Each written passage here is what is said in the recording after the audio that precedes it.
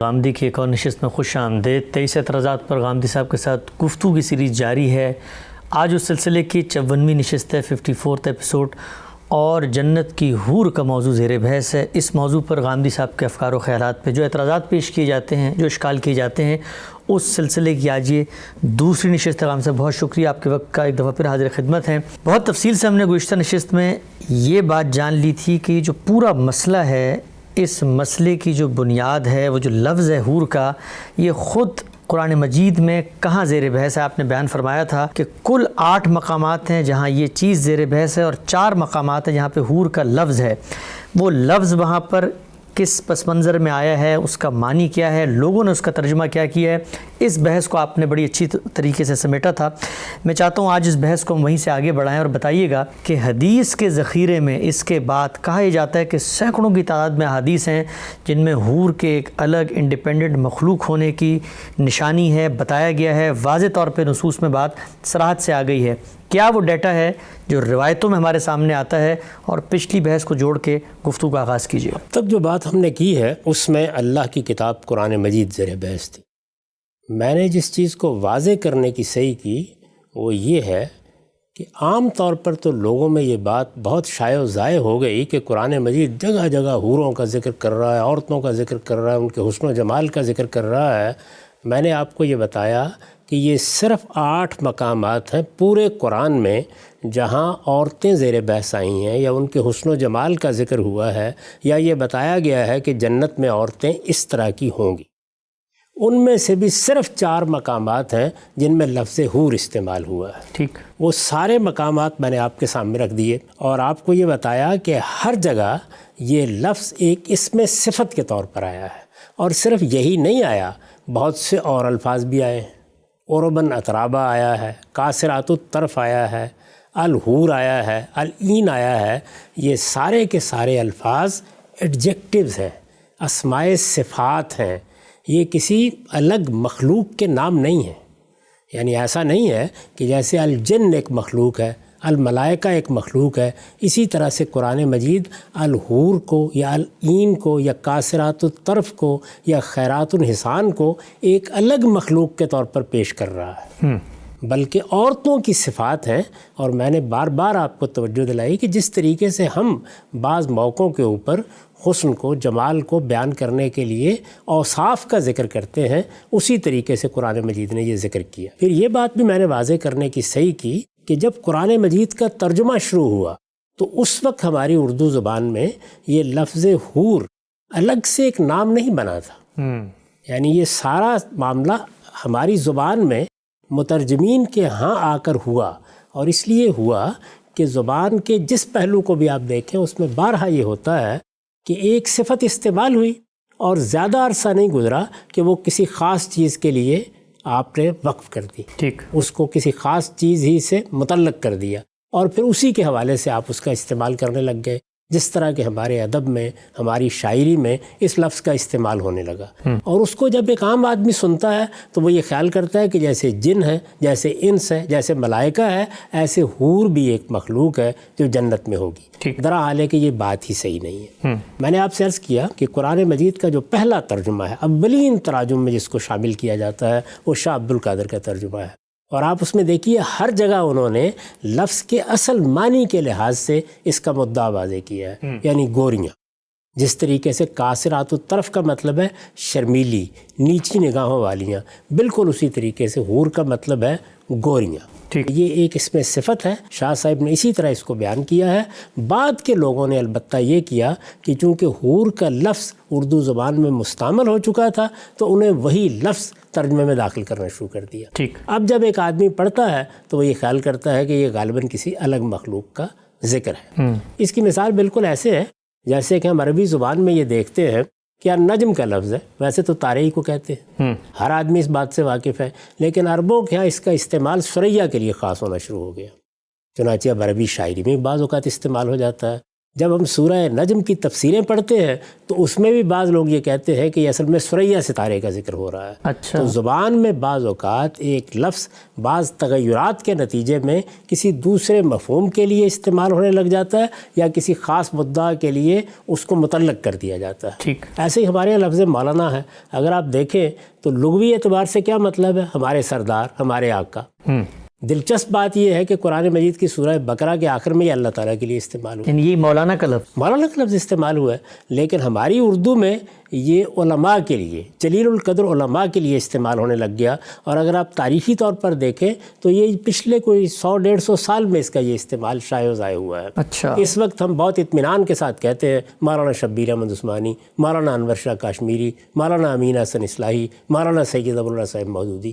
تو اس طرح الفاظ ایک سفر طے کرتے رہتے ہیں، اس سے غلط فہمی نہیں ہونی چاہیے۔ ٹھیک، یہ بات ہے جس کو میں نے واضح کرنے کی صحیح کی تھی۔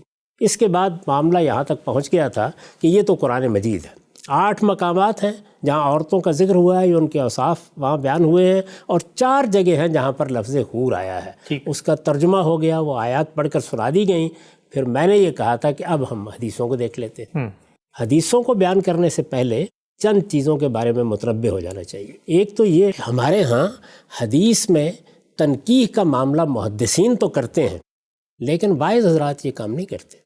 اچھا، وہ دیکھتے ہیں کہ ان کو لوگوں کو جنت کی طرف متوجہ کرنا ہے، رتب و یابس جو چیز ان کے سامنے آئے گی یہ دیکھے کہ بغیر کے سند کیا ہے، یہ دیکھے بغیر کے مضمون کیا ہے، وہ اس کو بیان کرنا شروع کر دیں گے۔ اس کا نتیجہ یہ ہے کہ آپ بار بار فرما رہے ہیں کہ 10 روایتیں ہیں یا 20 روایتیں ہیں، یا کچھ مزید مبالغہ کر کے لوگ کہہ دیتے ہیں سینکڑوں روایتیں ہیں، ان میں سے کوئی چیز بھی نہیں۔ اچھا، دیکھیے، روایت کے معاملے میں چند چیزیں بالکل متعین ہیں۔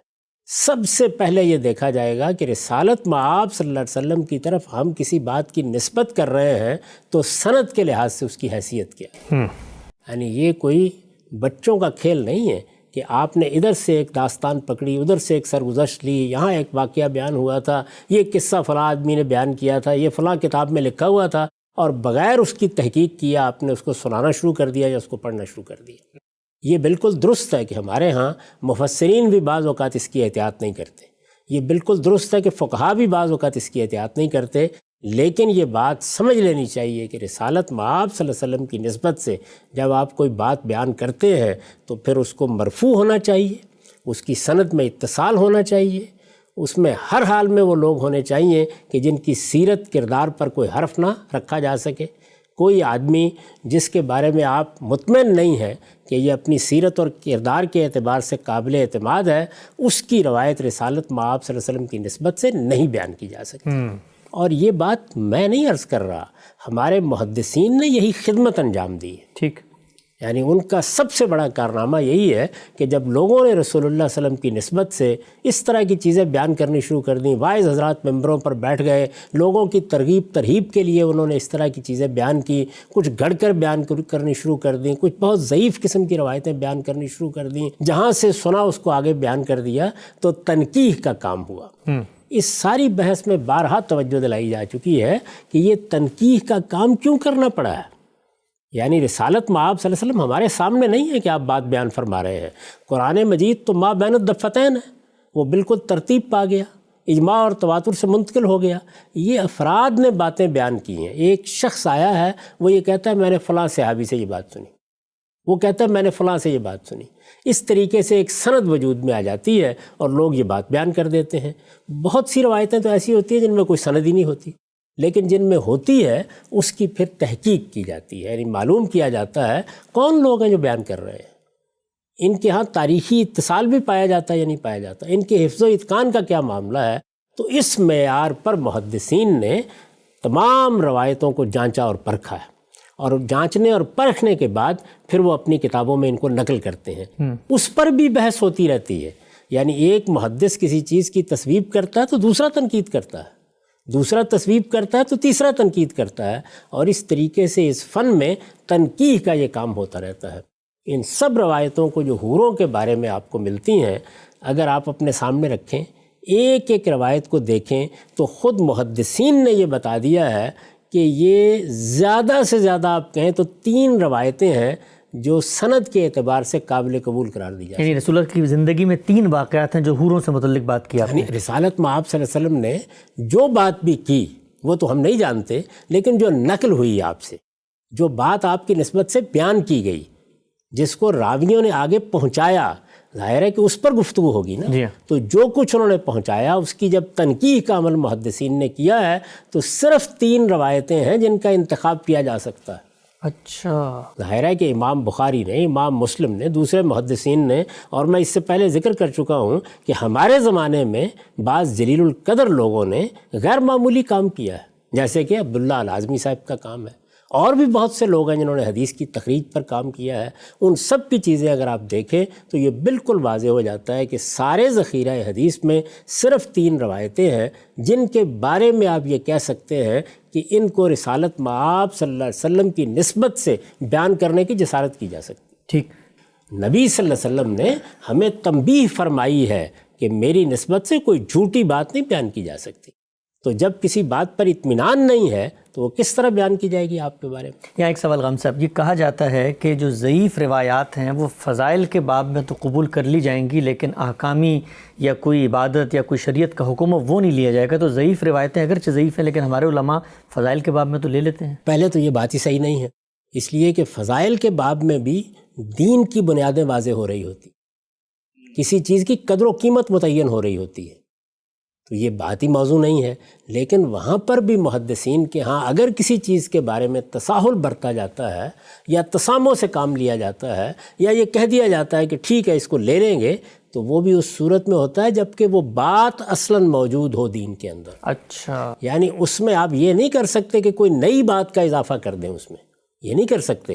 لیکن میں آپ سے یہ عرض کر رہا ہوں کہ میرے نزدیک اس میں محدثین کا طریقہ ہی صحیح ہے، اور وہ یہ کہ ہم ہر حال میں رسول اللہ صلی اللہ علیہ وسلم کی نسبت سے جو بات بھی بیان کی جائے گی اس کو جانچیں گے، اس کو پرکھیں گے، اور کبھی بھی یہ جسارت نہیں کریں گے کہ ایک بات جو مرفوعاً آپ تک نہیں پہنچتی، ایک بات جس کی سند میں اتصال نہیں ہے، ایک بات جس کے راوی متہم بالکذب ہیں یا اور کوئی ان میں خامی بیان کی گئی ہے، یا جن کے حفظ و اتقان پر کسی نے حرف رکھا ہے، ان کو لیں اور ان کی بنیاد پر رسول اللہ صلی اللہ علیہ وسلم کی نسبت سے کوئی بات بیان کر دیں.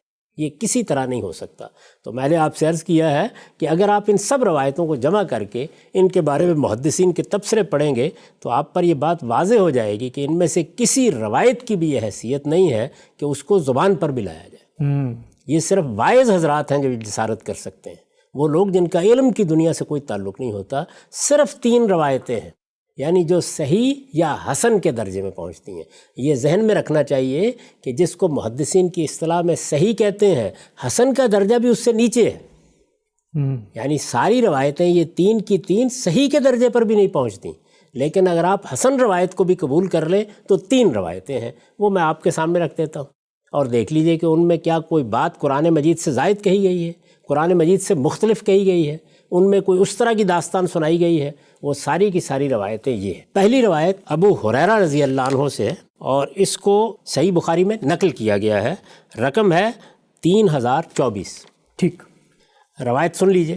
عن ابی ہریرہ رضی اللہ عنہ قال قال رسول اللہ صلی اللہ علیہ وسلم اول زمرۃ تلج الجنۃ صورتہم علی صورت القمر لیلۃ البدر والذین علی آثارہم کأحسن کوکب دری فی السماء اذا لا یبصقون فیہا ولا یمتخطون ولا یتغوطون آنیتہم فیہا الذہب امشاتہم من الذہب والفضہ ومجامرہم العلوہ الانجوج عود الطیب ورشوہم المسک ولکل واحد منہم زوجتان من الحور العین یرا مخ سوکہما من ورائے اللحم من الحسن کما یرا الشراب الاحمر فی الزجاجۃ البیضاء وما فی الجنت اعظب لا اختلاف بینہم ولا تباغض قلوبہم قلب واحد یسبحون اللہ بکرۃ وعشیہ.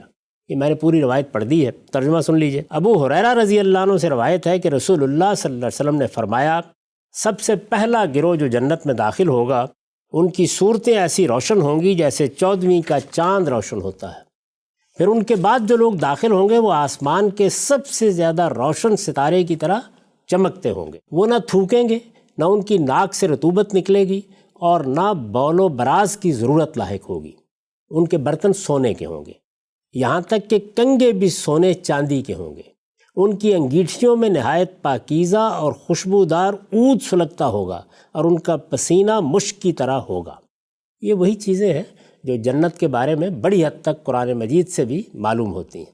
یہاں پر ذرا زیادہ تفصیل کی گئی ہے، ان میں کوئی ایسی چیز نہیں جس کے بارے میں کوئی حرف بھی اعتراض کیا جا سکے۔ ٹھیک۔ اس کے بعد فرمایا ان میں سے ہر ایک کی 2 بیویاں ہوں گی آہو چشم گوریوں میں سے۔ یہ آپ دیکھیے کہ وہی بات ہے جو قرآن مجید میں بیان ہوئی ہے۔ اچھا، جو لفظ استعمال ہوا ہے وہ لفظ بھی وہی ہے، وہ الفاظ کیا ہیں؟ وَلِكُلِّ وَاحِدٍ مِّنْهُمْ زَوْجَتَانِ مِنَ الْحُورِ الْعِينِ۔ ٹھیک۔ ہر ایک کی 2 بیویاں ہوں گی۔ وہ بیویاں کون ہوں گی؟ تو یہ فرمایا کہ آہو چشم گوریوں میں سے، جن کی پنڈلیوں کا گودا ان کے حسن کی وجہ سے گوشت کے اوپر ایسا دکھائی دے گا جیسے سفید پیمانے میں سرخ شراب دکھائی دے۔ یعنی یہ ان کے حسن و جمال کو ایک بہت خوبصورت تشبیہ سے واضح کیا ہے۔ جنت میں کوئی بھی کنوارا نہ ہوگا، ان کا آپس میں کوئی اختلاف نہ ہوگا اور نہ بغض و عناد۔ ان کے دل بالکل ایک ہوں گے، وہ صبح و شام وہاں اللہ کی تسبیح و تہلیل میں مشغول رہیں گے۔ ٹھیک۔ تو اس میں دیکھ لیجئے قرآن مجید سے زائد کیا بات کہی گئی ہے، اس سے مختلف کیا بات کہی گئی ہے۔ یہاں پر کیا کوئی اس طرح کی اطلاع دی گئی ہے کہ یہ کوئی الگ مخلوق ہے؟ وہی الفاظ، وہی اسلوب بیان کیا گیا ہے۔ زیادہ سے زیادہ آپ یہ کہہ سکتے ہیں کہ یہ صراحت کر دی گئی ہے کہ 2 بیویاں ہوں گی۔ ٹھیک۔ اس سے زیادہ تو کوئی بات نہیں ہے۔ اس کے بعد آپ اگلی روایت پہ آئیے۔ یہ انس بن مالک رضی اللہ عنہ کی روایت ہے اور اس کو بھی ہم نے صحیح بخاری سے لیا ہے۔ رقم ہے 6111۔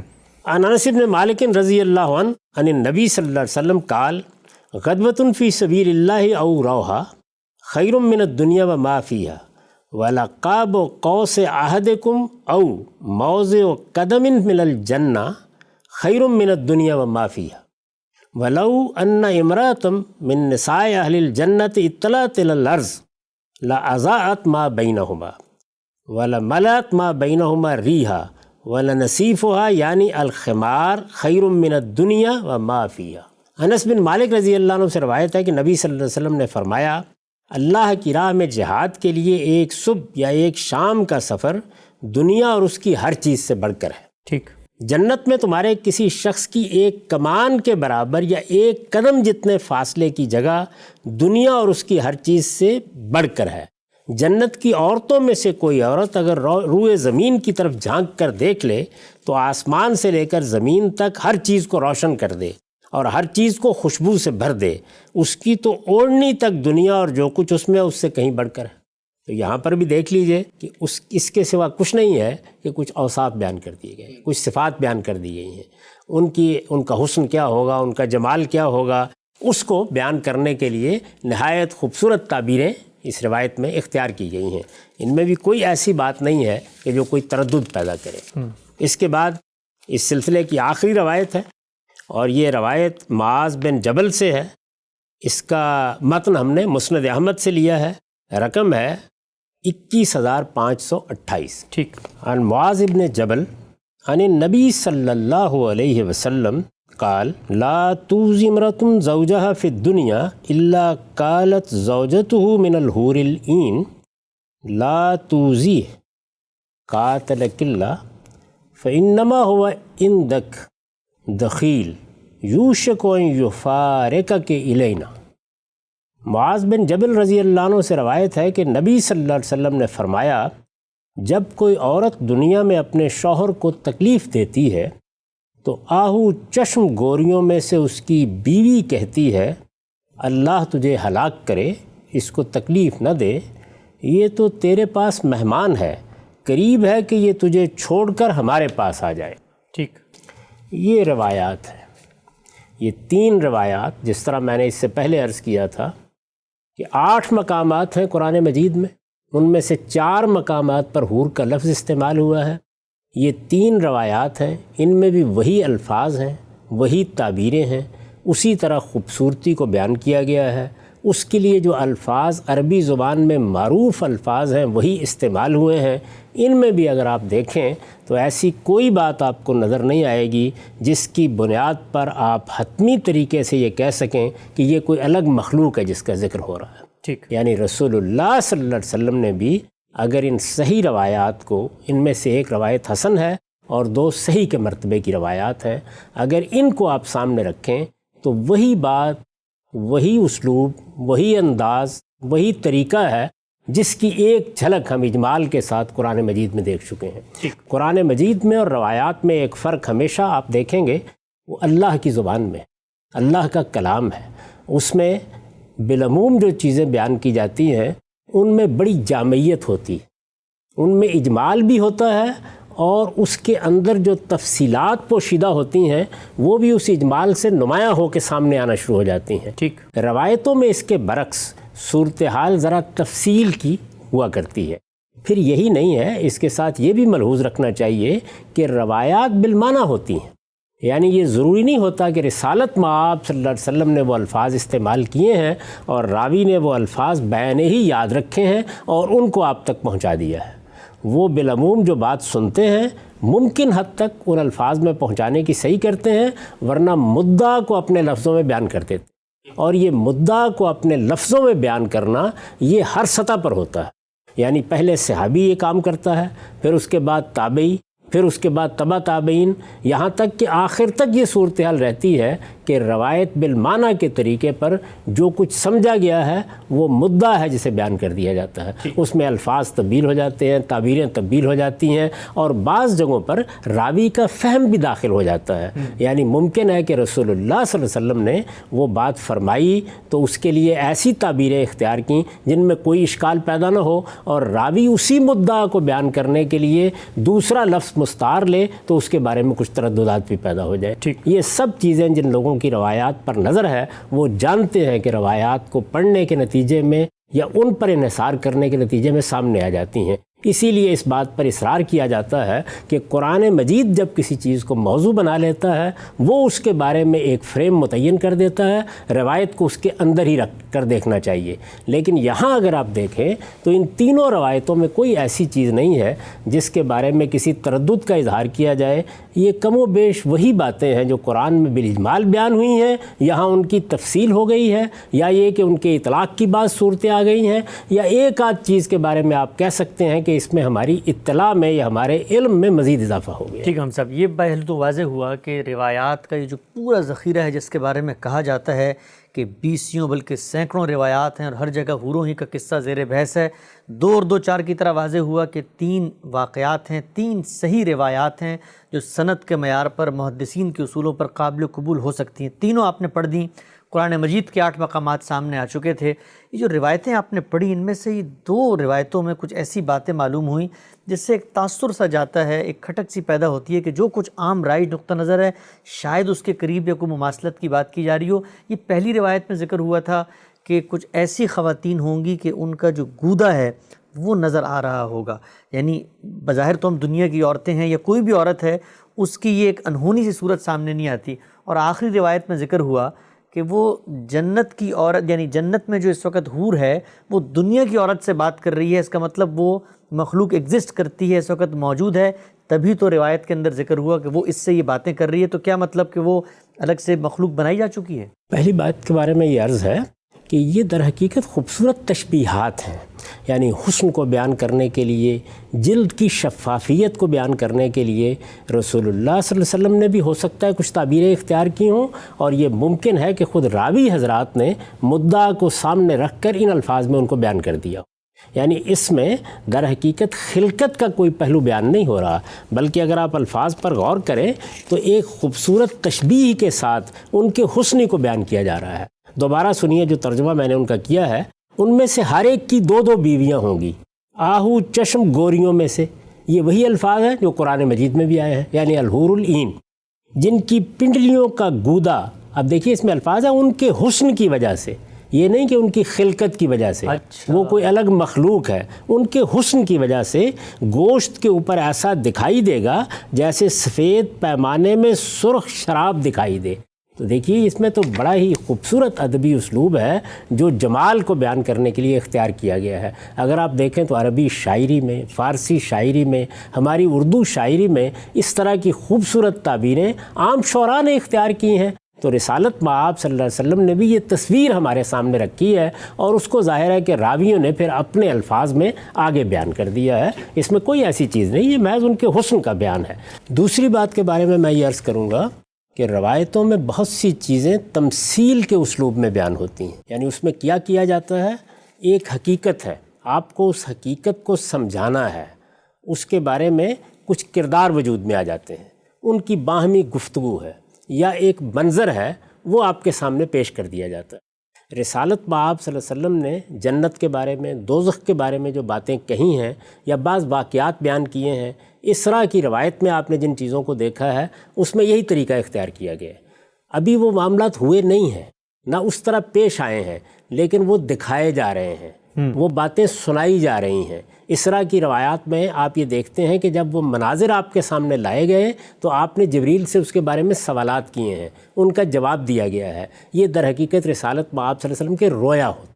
ٹھیک، ہم جب رویا کو دیکھتے ہیں، کیونکہ اس کا تجربہ تو ہم میں سے ہر شخص کو ہوتا ہے، تو اس میں بھی کیا ہے، اس میں کبھی ماضی، کبھی حال، کبھی مستقبل اور کبھی محض ایک حقیقت تمثیل کے پیرائے میں ہمارے سامنے آ جاتی ہیں۔ ہم نے یہ دیکھا کہ سیدنا یوسف کا رویا بیان ہوا ہے قرآن مجید میں۔ آپ یہ دیکھتے ہیں کہ اس میں ایک مستقبل میں پیش آنے والا واقعہ ہے جس کی تمثیل بنائی گئی۔ وہ تمثیل کیا تھی کہ اس میں 11 ستارے ہیں، سورج اور چاند ہے، وہ ان کے سامنے سجدہ ریز ہو رہے ہیں۔ تو وہاں جو منظر دیکھا گیا وہ منظر گویا کسی حقیقت کی تمثیل تھی، کسی حقیقت کو اس میں ممثل کر دیا گیا تھا۔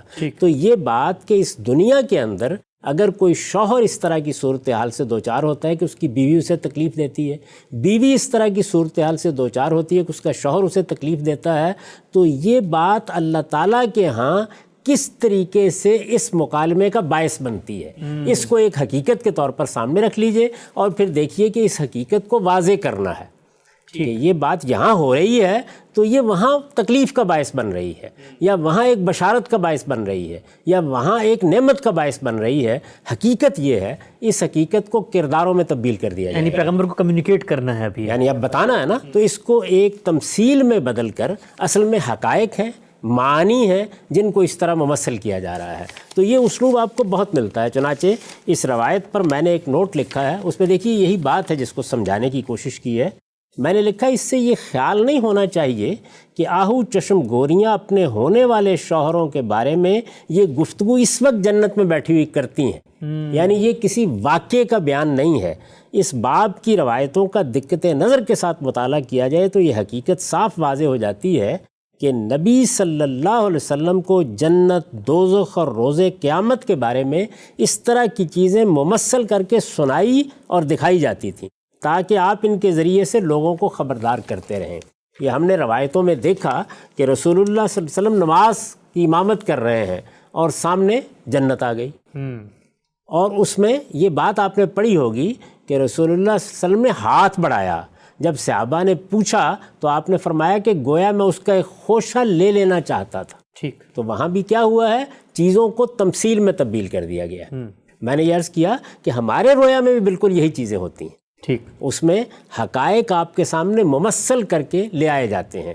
یہ تمثیلات کیسے بنتی ہیں، اس کا ایک اندازہ اس روایت سے بھی آپ کر سکتے ہیں جس کو خود رسالت مآب صلی اللہ علیہ وسلم نے بیان فرمایا ہے کہ جس وقت اسراء کا واقعہ پیش آیا اور میں نے اس کو لوگوں کے سامنے بیان کیا تو سوالات شروع ہو گئے۔ اب ظاہر ہے کہ وہ واقعہ رات میں پیش آیا تھا، ایک رویا کی صورت میں تھا۔ جب سوالات کیے گئے تو اس کی تفصیلات ذہن میں نہیں رہی تھی، لوگوں نے سوالات کرنے شروع کیے تو اس بات کا اندیشہ ہوا کہ یہ تو اسی بات پر جھٹلانے لگ جائیں گے۔ تو اس موقع پر خود رسول اللہ صلی اللہ علیہ وسلم بیان فرماتے ہیں کہ میرے سامنے وہ ساری تصویر آ گئی۔ اب گویا تصویر سامنے تھی اور میں ایک ایک مقام یا راستے کی ایک ایک منزل کو گویا سامنے دیکھ رہا تھا اور لوگوں کے سامنے بیان کر رہا۔ تو اس طرح پیغمبر کے سامنے چیزیں ممثل کر کے لائی جاتی ہیں۔ یہ آپ اس وقت دیکھیے کہ ہم لوگوں نے کس چیز میں کامیابی حاصل کی ہے انسان کی حیثیت سے۔ وہ بہت سے معاملات کہ جو پہلے ماضی میں گم ہو جاتے تھے، دنیا معلوم نہیں کب سے قائم ہے، کب سے یہ مخلوق جس کو ہم انسان کہتے ہیں دنیا میں موجود ہے، اس کی تاریخ بن رہی ہے۔ یہ تاریخ ہم کتابوں میں پڑھتے تھے، روایتوں میں سنتے تھے، اب اس وقت جو تاریخ بن رہی ہے اس کو آپ کیا کرتے ہیں؟ اس کو محفوظ کرتے چلے جا رہے ہیں۔ اس میں یہ واقعہ محفوظ ہو رہا ہے۔ اسی طریقے سے آپ نے دیکھا ہے کہ ایک ناول نگار کیا کرتا ہے، فکشن لکھنے والا کیا کرتا ہے، ڈرامہ لکھنے والا کیا کرتا ہے، وہ حقائق کو لیتا ہے اور حقائق کے کردار تخلیق کرتا ہے اور ان کرداروں کے ذریعے اس حقیقت کو بیان کر دیتا ہے۔ یہ دونوں معاملات اللہ تعالیٰ کی طرف سے بھی ہوتے رہتے ہیں۔ یعنی ایسا بھی ہوتا ہے کہ مستقبل کی ایک چیز کو لیا گیا اور مستقبل کی وہ چیز بعض کرداروں میں ڈھالی گئی اور اس وقت آپ کو دکھا دی گئی یا سنا دی گئی، اور ایسا بھی ہوتا ہے کہ حقیقت کو سامنے لایا گیا اور حقیقت کو ایک تمثیل کی صورت دے دی گئی اور گویا کہ ایسا ہوا کہ جیسے حور یہ بات کر رہی ہے۔ تو یہ بات اگر روایات کا دقت نظر کے ساتھ مطالعہ کیا جائے تو بالکل واضح ہو جاتی ہے کہ ان کی بنیاد پر کوئی استدلال نہیں کیا جا سکتا۔ ٹھیک ہے، ہم سب آگے بڑھتے ہیں۔ روایات آپ نے پیش کر دیں، 3 ہی روایات ہیں، قرآن کے مقامات سامنے آ گئے۔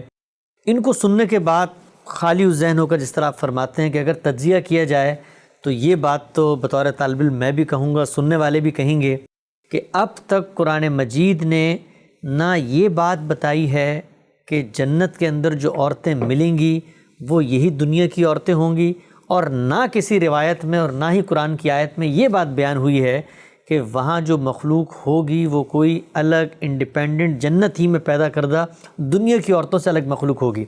آگے بڑھاتے ہیں اس موضوع کو، یہ بتائیں کہ اس کے بعد کہا یہ جاتا ہے کہ چلیں قرآن مجید میں کوئی ایسی صراحت نہیں تھی، روایتوں میں نہیں تھی، لیکن پوری امت تو ایک ہی بات سمجھ رہی تھی صراحت نہ ہونے کے باوجود کہ جنت کے اندر جو عورتیں ملیں گی وہ ایک علیحدہ مخلوق ہوں گی، جنت میں تخلیق کی جائیں گی۔ میرا سوال آپ سے یہ ہے کہ اس معاملے میں آپ نے اختلاف اگر کیا تو کیوں کیا، اور ہماری ماضی کی جو علمی روایت ہے وہ اس بارے میں کیا کہتی ہے؟ میں آگے چل کے عرض کروں گا کہ میں نے اس میں نہ کوئی اختلاف کیا ہے، نہ کوئی الگ سے رائے قائم کی ہے، میں اس میں متفرد نہیں ہوں۔ مسلمانوں کی ایک علمی روایت ہے، اس کی تصویر جب سامنے آئے گی تو یہ معلوم ہو جائے گا کہ جو لوگ اس پر اعتراضات کر رہے ہیں وہ در حقیقت اپنی میراث سے واقف نہیں ہیں۔ ان کو یہ معلوم نہیں ہے کہ ہمارے علماء اس معاملے کو کس نظر سے دیکھتے رہے ہیں، ان پر کیا بحثیں کرتے رہے ہیں۔ ایک مرتبہ پھر ذہن میں یہ بات تازہ کر لیجئے کہ اللہ کی کتاب قرآن مجید میں 8 مقامات تھے، ان میں سے 4 جگہیں ایسی تھیں جن میں لفظ حور آیا تھا۔ ہم نے یہ دیکھا کہ اس لفظ کے معنی کیا ہیں، دوسری تعبیریں کیا ہیں، کس طرح سے حسن و جمال کا بیان کیا گیا ہے، لفظ کس طرح ہماری زبان میں آ کر گویا ایک علم سا بن گیا یا ایک جنس کا نام بن گیا ہے، درا حالے کہ وہ ایک اس میں صفت ہے جس کے معنی متعین ہے۔ اہل علم ہمیشہ سے ان کو بیان کرتے رہے ہیں۔ ٹھیک، روایتوں میں بھی ہم نے دیکھ لیا کہ وہی تعبیریں ہیں، وہی انداز ہے، اسی طرح سے تفصیلات بیان کی گئی ہیں۔ کسی مقام پر بھی کوئی صراحت اس طرح کی نہیں ہے، نہ قرآن میں نہ حدیث میں، جس میں یہ بتایا گیا ہو کہ یہ کوئی الگ مخلوق ہے، یا یہ صراحت ہو کہ یہ تو وہی ہیں جن کو تم دنیا میں دیکھتے ہو۔ یعنی بس یہ بیان کر دیا گیا ہے کہ وہاں تمہارے جوڑے ہوں گے، یہ بیان کر دیا گیا ہے کہ اس دنیا کی عورتیں وہاں اپنی نیکی اور خیر کے لحاظ سے ایک مرتبہ پھر بیاہی جائیں گی، اور مردوں کے بارے میں بھی یہی بات بیان کی گئی ہے۔ اور یہ بات بھی واضح کر دی گئی ہے اور جگہ جگہ واضح کر دی گئی ہے کہ اللہ تعالیٰ اس دنیا میں ہوں، آپ ہوں، جو بھی مخلوقات ہیں ان کو ایک نیا جسم دیں گے، اور وہ اس دنیا کے نوامیس اور قوانین کے مطابق ہوگا۔ یہ قرآن میں بھی بیان ہو گیا ہے، حدیث میں بھی بیان ہو گیا ہے۔ یہ وہ باتیں ہیں کہ جو واضح ہیں، جن باتوں کو قرآن نے بیان کر دیا، جن کو حدیث نے بیان کر دیا، یہ چیز زیر بحث ہی نہیں آئی، جس طرح کہ ہم نے دیکھ لیا، قرآن کو بھی دیکھ لیا، حدیث کو بھی دیکھ لیا۔ اب یہ سوال تو بہرحال رہتا ہے، پیدا ہو جاتا ہے نا، یعنی آدمی پوچھنا چاہتا ہے کہ یہ جو اتنی عورتوں کا ذکر ہو رہا ہے، جن کے یہ حسن کا ذکر ہو رہا ہے، جمال کا ذکر ہو رہا ہے، یہ ہماری اسی دنیا کی عورتیں ہوں گی یا یہ کہ یہ کوئی الگ مخلوق ہوگی؟ یہ سوال لوگوں کے ذہن میں پیدا ہوا ہے، اس کا انہوں نے جواب دینے کی صحیح کی ہے، اور بعض ایسے اشارات موجود تھے جن کی بنیاد پر ان کا ذہن اس جانب گیا بھی ہے، یعنی اس کا ایک محل ہے۔ چنانچہ اب ہم اپنے علم میں جاتے ہیں اور میں آپ کو یہ بتاتا ہوں کہ ہمارے علماء کس طرح اس کو دیکھتے رہے ہیں۔ جب آپ علماء کا ذکر کریں گے تو ظاہر ہے سب سے پہلے یہ متعین کرنا پڑتا ہے کہ کون لوگ، یعنی کن لوگوں سے ہم اب یہ بات سمجھنے کی صحیح کریں گے۔ تو یہ قرآن کا مسئلہ ہے، حدیث کا مسئلہ، ظاہر ہے کہ اس میں یا حدیث کے شارحین ہوں گے یا قرآن مجید کی تفسیر کرنے والے لوگ ہوں گے. تو قرآن مجید کی تفسیر کرنے والے لوگ حدیثوں کو بھی بیان کرتے ہیں, ان کی شرح بھی نقل کر دیتے ہیں, اور جو کچھ اس میں ان کا نقطہ نظر ہوتا ہے یا جو نقطہ ہائے نظر ان کے سامنے آئے ہوتے ہیں ان کا بھی خلاصہ کر دیتے ہیں. ٹھیک.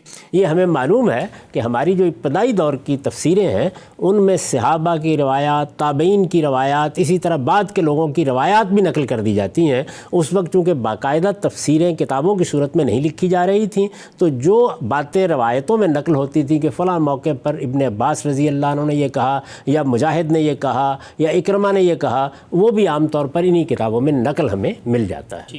تو ایک لحاظ سے یہ تفسیریں دونوں چیزوں کو بیان کرتی ہیں, یعنی جو مصنف لکھ رہا ہوتا ہے وہ اپنی رائے بھی دیتا ہے بعض اوقات, اور جو اس سے پہلے معصور روایتیں ہوتی ہیں ان کو بھی وہ اسی طریقے سے بیان کر دیتا ہے. یعنی جن چیزوں کو آثار میں دیکھا جاتا ہے, جن چیزوں کو اس سے پہلے لوگوں نے بیان کیا ہوتا ہے, کسی نے درس قرآن میں بیان کیا, کسی نے توضیح کرتے ہوئے بیان کیا, کسی نے خطبہ دیتے ہوئے بیان کیا, کسی نے کسی سوال کے جواب میں بیان کیا, کسی شاگرد نے اپنے استاد کی روایت نقل کی, وہ بھی ہمیں ان کتابوں کے اندر مل جاتی ہیں. ٹھیک. اس میں جو میں نے انتخاب کیا ہے کہ جو آپ کے سامنے رکھ دوں, اس کے بارے میں بھی یہ بات ابتدا میں عرض کر دوں کہ جب ہم مفسرین کا انتخاب کرتے ہیں تو تفسیریں تو ہزاروں کی تعداد میں لکھی گئی ہیں. اردو میں ہے, عربی میں ہے, فارسی میں ہے, اور وہ زبانیں جن کو ہم نہیں جانتے ان میں بھی لکھی گئی ہیں. اس وقت انگریزی زبان میں بھی لکھی جا رہی ہیں, بہت تفسیریں لکھی گئی ہیں. لیکن ہر علم میں کچھ چیزوں کی حیثیت کلاسیک کی ہوتی ہے, بنیادی چیزوں کی ہوتی ہے, امہات کتب جن کو کہتے ہیں, یعنی یہ سورس بکس ہیں.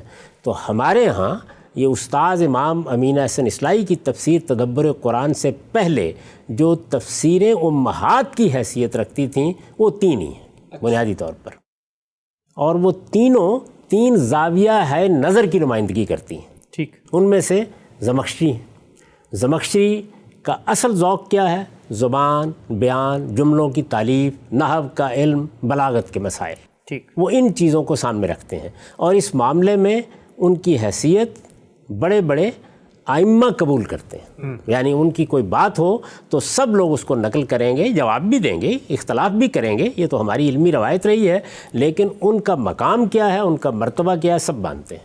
یہاں تک کہ امام راضی کو بھی اگر بات کرنی ہوگی تو وہ ان کی عبارت نقل کریں گے. باقی لوگوں کو بھی نقد کرنا ہوگا تو ان سے صرف نظر کر کے نقد نہیں ہو سکتا. یعنی وہ اس درجے کے آدمی ہیں. ایک لحاظ سے وہ امام اللغہ بھی ہیں, وہ ان علوم کے بھی ائمہ میں شمار ہوتے ہیں جن کو ہم نحو کہتے ہیں, صرف کہتے ہیں, بلاغت کہتے ہیں, بیان کہتے ہیں, معانی کہتے ہیں. ان کے بڑے لوگوں میں سے ہیں. ان کی تفسیر کا نام ہے الکشاف. اچھا. اس کے بعد امام راضی ہیں. امام راضی کے بارے میں تو ہر آدمی جانتا ہے کہ ان کا کیا مقام ہے. یہ آپ کو معلوم ہے کہ یہی دو ہیں جن کا ذکر اقبال بھی جگہ جگہ کرتے ہیں. گرا کشا ہے نہ راضی نہ صاحب کشاف. اچھا. اس سے اندازہ کیا جا سکتا ہے کہ دونوں کا مقام کیا ہے. تو امام راضی کا معاملہ یہ ہے کہ وہ عام طور پر علم کلام کے مباحث کا بھی خلاصہ کر دیتے ہیں, زبان سے متعلق بھی چیزوں کی بہت تفصیل کر دیتے ہیں, اور روایات بھی بیان کرتے ہیں. بڑی جامعیت سے انہوں نے وہ سارا مواد جمع کر دیا ہے جو آثار میں ملتا ہے. آثار کا ظاہر ہے کہ اس طرح ذکر نہیں کرتے جیسے طبری یا ابن کثیر کرتے ہیں, لیکن بہرحال نمائندہ چیزیں وہ سامنے لے آتے ہیں. زبان و بیان کے مباحث بھی ان کے یہاں موجود ہوتے ہیں اور کلام کی بحثیں بھی موجود ہوتی ہیں. اور تیسرے کون ہیں؟ تیسرے ابن جریر طبری ہیں, جنہوں نے اصل میں صحابہ اور تابعین کی روایتیں جمع کی ہیں. یعنی ان سے پہلے جو کچھ بھی قرآن مجید کی تفسیر کے باب میں لکھا گیا تھا اس کو انہوں نے جمع کر دیا. لکھا گیا یا روایت ہوا, لوگوں نے بیان کیا, اور ان کا یہ بھی طریقہ ہے کہ اس کی سند بھی بیان کرتے ہیں. اچھا. روایتوں پر مبنی تفسیر ہے, معصور تفسیر اس کو, جس کو معصور تفسیر کہا جاتا ہے. اسی کا خلاصہ کم و بیش کیا ہے محدثانہ طریقے کی کچھ تنقیح کے بعد ابن کثیر نے. اچھا. تو یہ میں آپ کے سامنے پیش کر دیتا ہوں. باقی تفسیریں تو انہی سے لکھی گئی ہیں.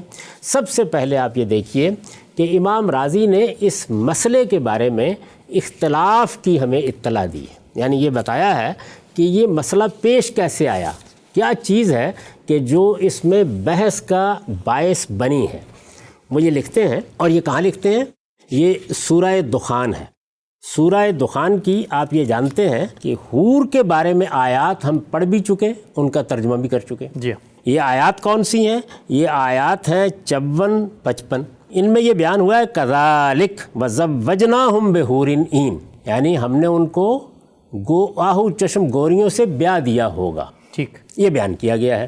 اس کی وہ تفسیر کر رہے ہیں. اس میں وہی مباحث ہیں جو اس سے پہلے ہم بیان کر چکے. حور کا مطلب کیا ہے، این کا مطلب کیا ہے، یہ انہوں نے بیان کر دیا سورہ دخان میں. یہ بیان کرنے کے بعد آخر میں کہتے ہیں ثم اختلفوا فی ہؤلاء الحور العین. اس کے بعد اس معاملے میں اختلاف ہو گیا کہ یہ جو آہو چشم گوریاں ہیں یہ کہاں سے آئیں گی. اچھا، یہی سوال ہے نا آپ کا. جی. تو دیکھیے اسی سوال سے وہ ابتدا کر رہے ہیں. یہ کس سن میں بتا رہے ہیں کہ اختلاف ہو گیا ہم سے؟ یہ ان کا جو سال وفات ہے وہ ظاہر ہے کہ 604 ہجری ہے. ٹھیک. اس سے پہلے یہ تفسیر لکھی گئی ہے.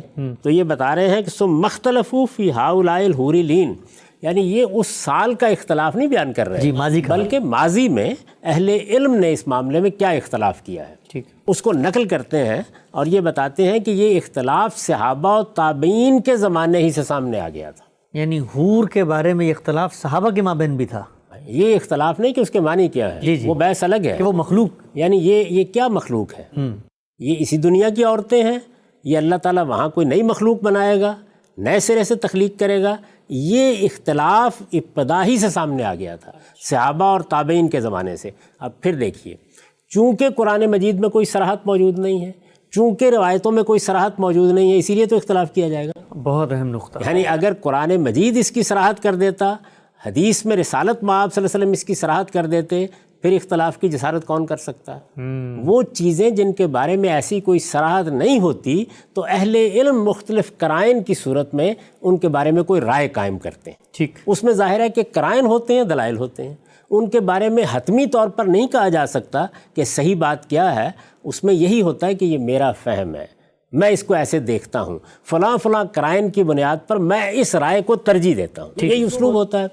تو پھر ایک مرتبہ ذہن میں تازہ کر لیجئے کہ اختلاف کے پیدا ہونے کی وجہ یہ بنی ہے کہ نہ قرآن مجید نے کوئی صراحت کی ہے، نہ روایتوں میں کوئی چیز صراحت کے ساتھ بیان ہوئی. ٹھیک. صراحت کے ساتھ بیان ہوئی. اور روایت کا جب ہم ذکر کر رہے ہیں تو اس کا مطلب کیا ہے؟ صحیح روایتیں. ٹھیک. وہ روایتیں جن کی رسالت مآب صلی اللہ علیہ وسلم کی نسبت متحقق ہوتی ہے، جن کو آپ کی نسبت سے بیان کیا جا سکتا ہے. جو روایتیں اس درجے میں نہیں ہوتی ان کا بھی یہ مقام نہیں ہوتا. وہ نقل کی جاتی ہیں، ہمارے مفسرین نقل کرتے ہیں، بیان کرتے ہیں ان کو، لیکن ان کا یہ مقام نہیں ہوتا کہ ان کی بنیاد پر حتمی جگہ پر کھڑے ہو جائیں. ٹھیک. تو اس لیے یہاں کیا ہوا؟ اختلاف ہو گیا. اختلاف سنیے کیا ہے. فقال الحسن، یہ حسن کون ہے؟ یہ حسن بصری ہیں. ان کا بہت ذکر سنا ہوگا. جی. یعنی یہ بڑی زاہد عابد شخصیت ہے. یہ تابعین میں سے ہیں. رسالت مآب صلی اللہ علیہ وسلم کے زمانے کے بہت قریب صحابہ سے انہوں نے علم حاصل کیا ہے، اور یہ بڑے مفسرین میں شمار ہوتے ہیں. یعنی جب ابھی تفسیریں نہیں لکھی جا رہی تھیں، تابعین مختلف چیزیں بیان کر رہے تھے، گویا قرآن پڑھا رہے تھے یا سکھا رہے تھے یا اس کے بارے میں سوالوں کے جواب دے رہے تھے. تو ہم دیکھتے ہیں نا، یہ مجاہد ہیں، یہ اکرمہ ہیں، اس طرح کے بعض تابعین میں بزرگ ہیں جو تفسیر میں بڑا مقام رکھتے ہیں. تو حسن کا بھی تفسیر میں بڑا مقام ہے. ٹھیک. تو انہوں نے کیا کہا؟ وہ یہ کہتے ہیں کہ ہن عجائزکم الدرد، یہ تمہاری یہی بوڑھیاں ہیں، یہ جن کے دانت اس دنیا میں گر جاتے ہیں. عجیب. یہ حسن بصری جو ہماری امت کے جلیل القدر علماء میں سے ہیں، زاہد عابد ہیں، بڑے مفسر ہیں. کوئی تفسیر آپ اٹھائیں ان کی کوئی نہ کوئی رائے آپ کو نقل ہوتی مل جائے گی. ٹھیک. تابعین میں سے ہیں، یعنی صحابہ کو جن لوگوں نے دیکھا ہے. فقال الحسن ہن عجائزکم الدرد، یہ جو تمہاری ہی بوڑھی عورتیں ہوتی ہیں، جب بوڑھی پھوس ہو جاتی ہیں تو تم نے دیکھا دانت بھی نہیں رہتے. یہی ہیں، یہ کوئی الگ مخلوق نہیں ہے. ینشئہن اللہ خلقا آخر، اللہ تعالیٰ انہی بوڑھی عورتوں کو جن کے دانت بھی نہیں ہوتے جب وہاں اٹھائے گا اور ایک نئی تخلیق کی صورت میں نیا وجود دے کر وہاں ان کا انشاء کرے گا. جب یہ وہاں بنائی جائیں گی دوبارہ تو یہ اس صورت میں تمہارے سامنے آئیں گی. یعنی یہ آہو چشم، یہ دل ربا، یہ نازک اندام، یہ ہمسن، یہ کوئی نئی مخلوق نہیں ہوگی. یہ تمہاری یہی بوڑھیاں ہوگی جن کے دانت اس دنیا میں گر گئے تھے، تم نے اٹھایا اور ان کو دفن کر دیا. ینشئہن، ان کو دوبارہ اللہ تعالیٰ پیدا کرے گا. ٹھیک. اور دوبارہ پیدا کرے گا کس طرح؟ خلقاً آخر، ایک نئی مخلوق کی صورت بنا دے گا. یعنی یہ نئی صورت اختیار کر لیں گی، ظاہر ہے میں بھی اسی صورت سے گزروں گا، آپ بھی گزریں گے، باقی سب بھی گزریں گے۔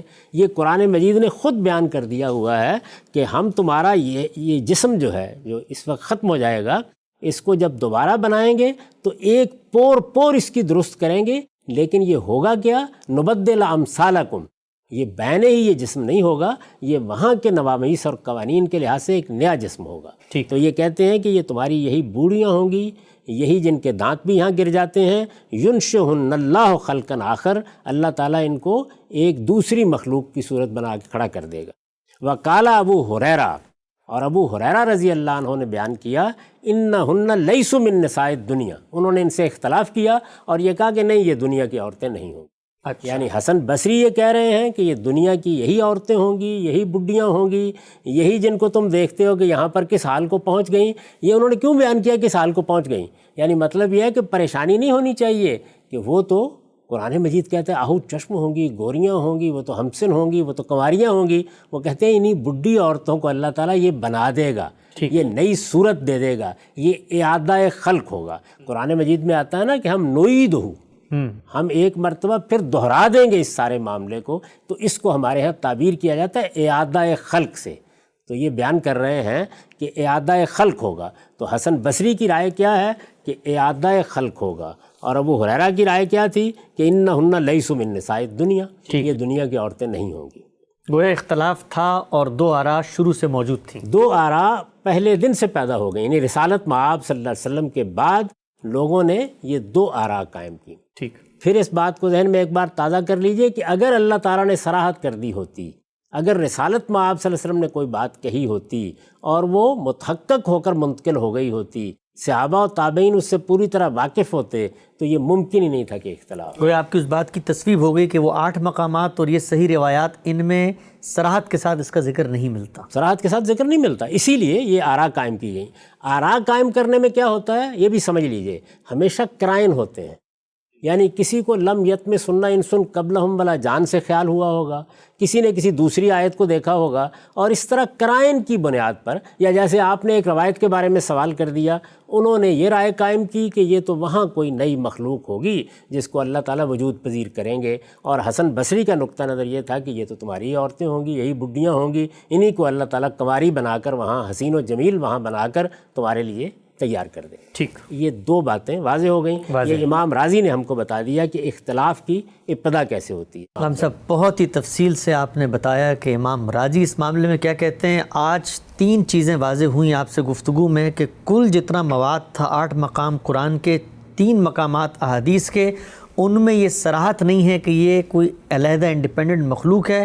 اس کے بعد یہ سوال کہ خود علم کی روایت کے ہاں یہ مسئلہ اگر پیش آیا ہے تو ان کی کیا رائے ہے، اور ان میں جو امہات تفاسیر ہیں، امہات کتب ہیں، ان میں سے بعض چیزوں کے بارے میں آپ نے یہ انکشاف کیا ہے، اور میں کہوں گا بطور طالب علم شکریہ کے ساتھ کہ ماضی کی علمی روایت آپ نے ہمیں دکھائی، اس سے متعارف بھی کروایا۔ کہا ہی جاتا ہے کہ ان معاملات میں تو کوئی اختلاف نہیں ہے، ایک متفق مجمع علیہ رائے ہے۔ ایک تفسیر آپ نے سامنے رکھی، اس کے بعد بہت اہم کشاف وہ کیا کہتی ہے، اور پھر ہمارے ہاں جو معروف تفسیر ہے ابن کثیر کی، وہ اس بارے میں کیا کہتی ہے، اور اس سب کے بعد آپ کا اپنا رجحان اور نقطہ نظر کیا ہے۔ وقت ہمارا یہاں پہ پورا ہو رہا ہے بدقسمتی سے، انشاءاللہ اگلی نشست میں سب باتیں آپ سے جانیں گے۔ اب تک آپ کے وقت کا بہت شکریہ۔ بہت شکریہ۔